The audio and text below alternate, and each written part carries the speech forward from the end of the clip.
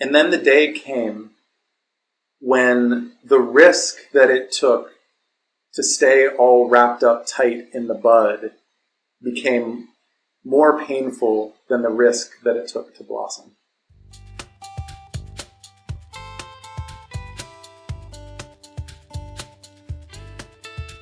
Hi, I'm Adriel, creator of the Herpes Opportunity, which is all about positively shifting your mindset, disclosing to potential partners in a way that truly connects you, and ultimately finding the love that you want and deserve. Now, you can check out the free ebook linked in the description below about having the talk. And now, onto the video. I hope you enjoy it.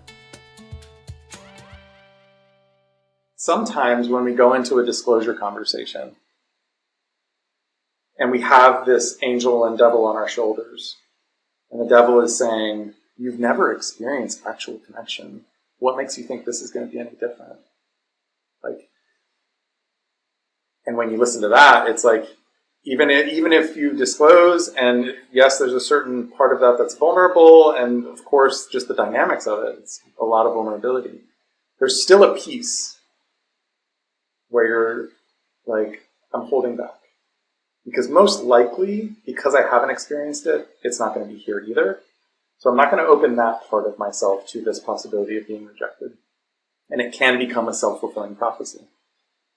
If, on the other hand, you're like, even though I haven't experienced it, I get a sense that it's there. And if I can get a sense of that it's there, and I've heard other stories of other people experiencing it, I'm a human being as well. It's only logical, too, that like, okay, I'm available for this too. So I'm going to have that faith and say, from that place, I'm going to disclose. And I'm going to look in their eyes as if they are actually ready to receive this kind of a relationship as well, the one that I'm ready for as well. And that's going to be way more vulnerable than listening to the devil on your shoulder and being like, yeah, I'll disclose, but I'm not going to be totally there and present for it. Right?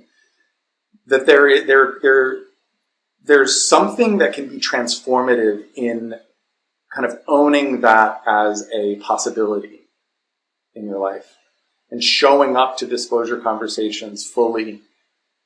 And that even in worst case scenario, if they look at you with a look of disgust or whatever, that you instead interpret that as, okay, like they see something in this dynamic that's not going to be right for me either.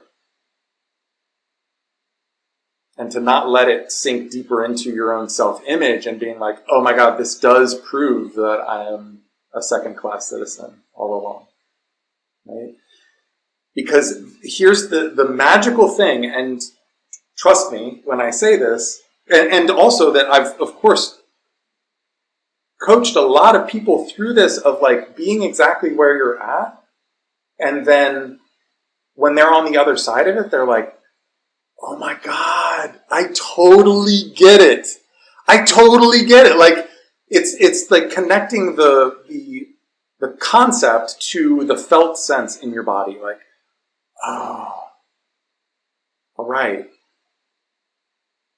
That's the resonant feature that I was like thinking about, but now I feel it in my body. It's like it's real. So you show up to those disclosure conversations not totally vulnerable for him, totally vulnerable for you, and taking a stand for the kind of relationship that you want and you deserve, and all of those good feeling things of like, I'm showing up for myself. And I'm showing up on behalf of love, right? I'm showing up to be a transmission of love in this world. And if I have to suffer some bruises and some arrows flung at me here and there, so be it. I'm still a stand for love. So you become a warrior of the heart in that way. That like the disclosure conversations are you being on the front line. I hate to use the analogy of war because I hate war. Right, but you're on the front lines of like being the warrior for love, of saying, I'm like, this is where it's at. Like, I'm right on the cutting edge of like, whew. I mean, of all the things to do in this world, like where you're really vulnerable with your heart.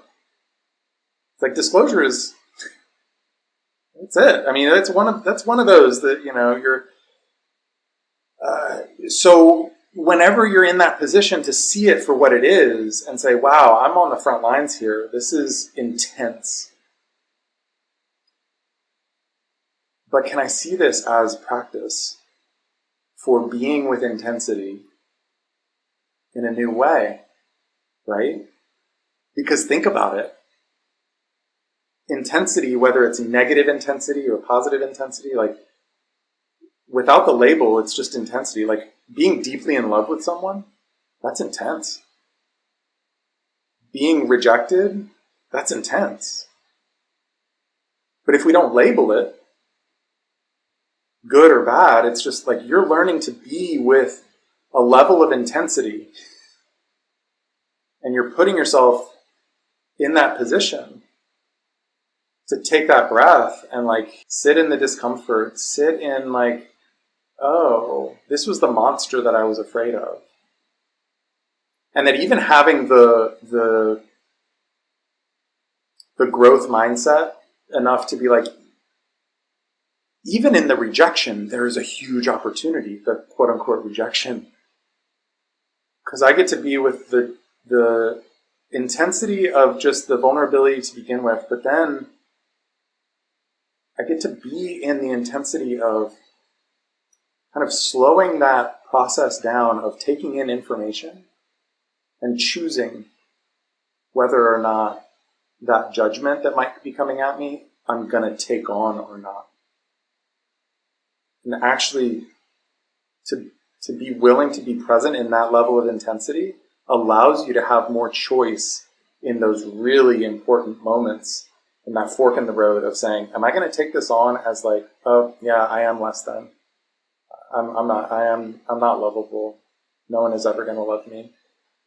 Versus, oh, thank you. I honor your decision. And I'm going to be proud of myself, not from an egoic place, but like from a heart-centered place. I'm proud of myself for disclosing this was successful, whether or not I get accepted or rejected. And it becomes a game that you play with yourself, even though, of course, it includes someone else in the disclosure conversation. It's a game you play with yourself of like, all right, this is the game of vulnerability. It's the game of being present with intensity. Here I go. I'm diving in.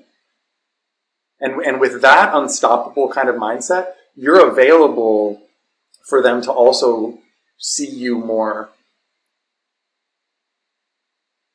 Right? You don't want to go into disclosure conversations feeling like you're throwing a grenade over a brick wall and just waiting to hear the explosion. You want to like deliver it to them and like look in their eyes and be like, so what are your thoughts? I'm here. Like, let's talk. With love and care and compassion for this other human being sitting in front of you. You're not afraid of them or their response, that you're sitting in your own strength and empowerment. It's like, oh, okay, this might be the gift of like, I get to actually sit in this discomfort and look around with my flashlight and look into the dark corners of shame. The shame that has always been there, but that I never would have unearthed unless I was confronted with something that I actually have to unearth it now. It reminds me of the Anaïs Nin quote. And then the day came when the risk that it took to stay all wrapped up tight in the bud became more painful than the risk that it took to blossom. Well, I hope you got a lot out of that video. And if you did, please let me know. Please like, comment, and subscribe, and keep an eye out for more videos just like this.